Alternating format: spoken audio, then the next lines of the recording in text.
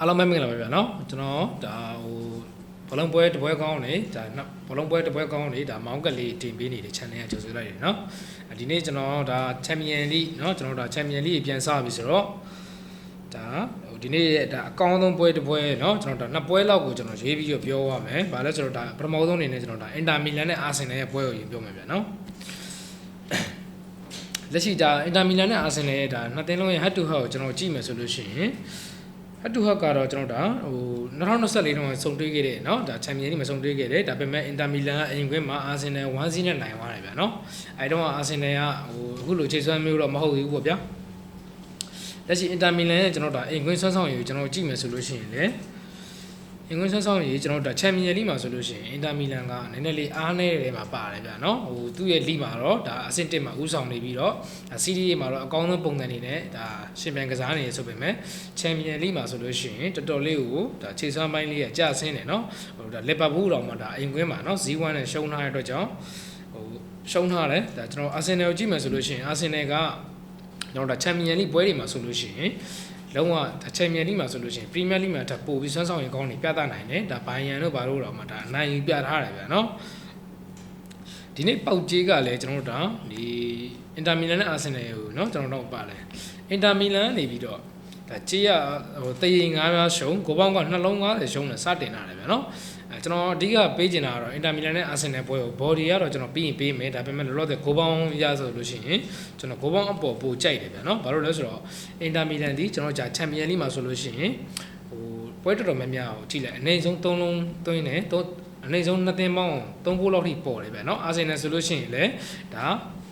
ချန်ပီယံလိမှာဆိုလို့ရှိရင်ပွဲတိုင်းနီးပါးဂိုးပေါ်နေတဲ့အတွက်ကြောင့်ဒီနေ့ပွဲလေးဒီနှလုံး90ရှုံးကိုပေါင်းကဒါပေမဲ့ကျွန်တော်ကတော့ကိုပေါင်းအပေါ်ပူကြိုက်တယ်ဘော်ဒီရဆိုလို့ရှိရင်တော့အင်တာမီလန်အိမ်ကွင်းသေး9ပြားရှုံးနဲ့ပေါက်တယ်ဆိုပေမဲ့ချန်ပီယံလိမှာဆိုလို့ရှိရင်အင်တာမီလန်ဒီနည်းနည်းလေးအားရောတဲ့ထဲမှာပါတယ်ဗျာနော်အနည်းဆုံးအင်တာမီလန်အနေနဲ့ကျွန်တော်စိတ်ထင်တော့တေးလောက်တာကန်နိုင်မယ်လို့ထင်တယ်အဲ့တော့အင်တာမီလန်တေး9ပြားရှုံးနဲ့ကြေးရဖွင့်ထားတာဆိုတော့အာဆင်နယ်ဘော်ဒီကျွန်တော်ကြိုက်တယ်အာဆင်နယ်ဘော်ဒီနဲ့ဂိုးပေါင်းကိုရွေးတယ်အကြိုက်တူမှဆော့ပါနောက်ထပ်တစ်ပွဲကကျွန်တော်ဒါစပါးနဲ့ဒေါ့မွန်ရဲ့ပွဲစဉ်ဖြစ်တယ်ဗျာနော်စပါးနဲ့ဒေါ့မွန်ရဲ့ပွဲစဉ်ဒေါ့မွန်ကအဝေးကွင်းရနေပြီးတော့ကျွန်တော်တရေ15ပြားရှုံးကိုပေါင်းကဒါ3လုံး60စားနဲ့စတင်တယ်ဗျာနော်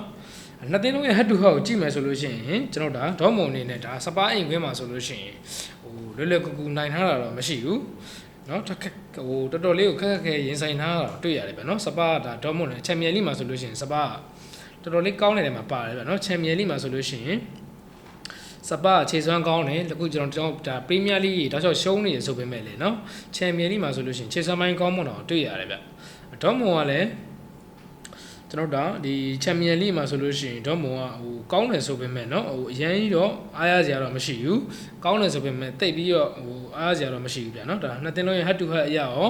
လက်ရှိနှစ်သင်းလုံးရဲ့ဒါချန်ပီယံလိခြေစွမ်းအရာရောဆိုလို့ရှိရင်ကျွန်တော်ကဒီနေ့ပွဲမှာဒေါ့မွန်ကနေတေး15ပါးရှုံးပေါက်တယ်ဆိုပေမဲ့ကျွန်တော်ကဒီနေ့ပွဲမှာစပါးဘော်ကိုကျွန်တော်ပိုကြိုက်တယ်အင်ရှင်ဖြစ်တဲ့စပါးကိုပဲကျွန်တော်ကြိုက်တယ်ဗျာเนาะစပါးအနေနဲ့ဒီပွဲမှာမနိုင်ဘူးဆိုရင်တော့မတေးလောက်ထိကန်နိုင်မယ်လို့ကျွန်တော်ထင်တယ်အဲ့တော့ကျွန်တော်ဒါစပါးဘော်ကိုကြိုက်တယ်ဂိုးပေါင်းကတော့3လုံး60စားဆိုတော့နှစ်သင်းလုံးကလည်းဒါချန်ပီယံလိမှာ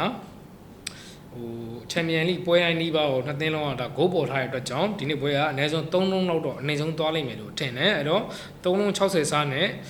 ဒီဒေါ့မွန်ပွဲကိုဂိုးပေါင်းအပေါ်ကြိုက်တယ်အဲ့ဒီကျွန်တော်နှစ်ပွဲပေးခဲ့တယ်ဗျာနော်ဒါအာဆင်နယ်ပွဲမှာဆိုလို့ရှိရင်အာဆင်နယ်ဘော်ဒီရဲ့ဂိုးပေါင်းအပေါ်ရပေးတယ်ဒေါ့မွန်ဆိုလို့ရှိရင်ကျွန်တော်ဒါစပါးဘော်ဒီနဲ့ဂိုးပေါင်းအပေါ်ပေးရဗျာနော်ဒီနေ့ကျွန်တော်ဒါနှစ်သင်းရွေးချယ်ပေးခဲ့တယ်ကျန်တဲ့အသင်းတွေကိုတော့ဒါမောင်းကက်လေးတွေဒါတပွဲကောင်းနေလိုချင်တဲ့ညီကိုတွေကကျွန်တော်ဒါ